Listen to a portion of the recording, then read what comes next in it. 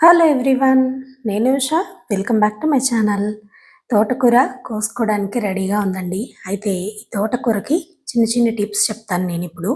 ఇది ఫ్రెష్గా వేసినటువంటి కుండీ అండి. దీనిలో రీసెంట్గా నేను వేసుకున్న గింజలు చక్కగా మొలకెత్తాయి. అయితే గుబురుగా వచ్చాయి కదా, సో వీటిలో పెరిగినవి పెరిగినట్టు తీసేస్తాను. నెక్స్ట్ వచ్చేవి చక్కగా పెరుగుతాయి అనమాట. అంటే మొక్కతో సహా తీసేస్తాను ఆ చిన్ని కుండీలు. దీనిలో కాసినవి ఉన్నాయి కాబట్టి ఇవి ఫస్ట్ హార్వెస్ట్ చేసుకుంటానండి. మనం ఎప్పుడైనా సరే ఏవైనా గింజలు వేసుకున్నప్పుడు ఇలా హార్వెస్ట్‌కి ఫస్ట్ టైం కలుపుకున్నటువంటి సాయిల్ మిక్స్‌లో ఉన్న బలమే సరిపోతుంది. సో, ఇలా హార్వెస్ట్ చేసుకున్నాక నెక్స్ట్ ఏం చేయాలో చూపిస్తాను. ఇవేంటంటే తోటకూర త్వరగా గింజలనేవి ఫామ్ అయిపోతూ ఉంటాయండి. ఒక్కొక్కసారి మనం ఒక 3, 4 సార్లు కోసుకోగానే గింజలొచ్చేస్తూ ఉంటాయి. సో, అలాంటప్పుడు ఏం చేస్తానంటే నేను అడుగు వరకు కూడా ఇలాగా హార్వెస్ట్ చేసేస్తాను. అంటే డౌటొస్తే మటుకు గింజలు ఫామ్ అవుతున్నాయి అని.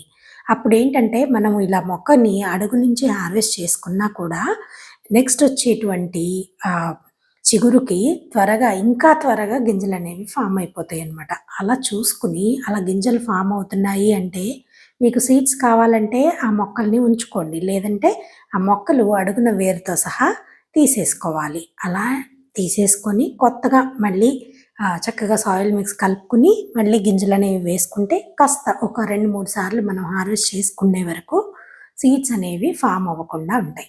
సో, ఇంకా సీడ్స్ అనేవి ఫామ్ అవ్వలేదండి ఇందులో. సో, అందుకని నేను అడుగు నుంచి కొమ్మలు తుంచి మిగతాది వదిలేసాననమాట. సో, ఇప్పుడు మళ్ళీ వచ్చేదాన్ని హార్వెస్ట్ చేసుకొని చూసుకుంటాను. గింజలు ఫామ్ అవుతున్నాయా ఏంటి అనేది చూసుకొని దాన్ని బట్టి ఇప్పుడు నేను చెప్పిన విధంగా మొక్క అడుగు నుంచి వేర్లతో సహా తీసేస్తాను. సో, ప్రస్తుతానికి బానే ఉంది కాబట్టి హార్వెస్ట్ చేసుకుంటున్నాను. ఈ హార్వెస్ట్ చేసుకోవడం అయిపోగానే ఒక సాయిల్ మిక్స్‌ని ఫర్టిలైజర్ మిక్స్‌ని మనం రెడీ చేసుకోవాలండి. అదేంటంటే వర్మి కంపోస్ట్, నీమ్ కేక్, కొద్దిగా ఎప్సమ్ సాల్ట్‌ని. వర్మి కంపోస్ట్ ఒక గుప్పెడు తీసుకుంటే, నీమ్ కేకు ఒక 2 స్పూన్లు. అలాగే ఎప్సమ్ సాల్ట్ కూడా ఒక 2 స్పూన్లు తీసుకొని ఇది బాగా మిక్స్ చేసుకొని, ఇలాగ మనం హార్వెస్ట్ చేసుకున్న కుండీల్లో చక్కగా ఆ పైనంతా స్ప్రెడ్ చేసుకోవాలండి. ఇలా మీరు ఎన్ని కుండీల్లో హార్వెస్ట్ చేసుకుంటే అన్ని కుండీల్లోనూ చక్కగా పైన స్ప్రెడ్ చేయండి. ఇది ఆకుకూరల వరకేనండి.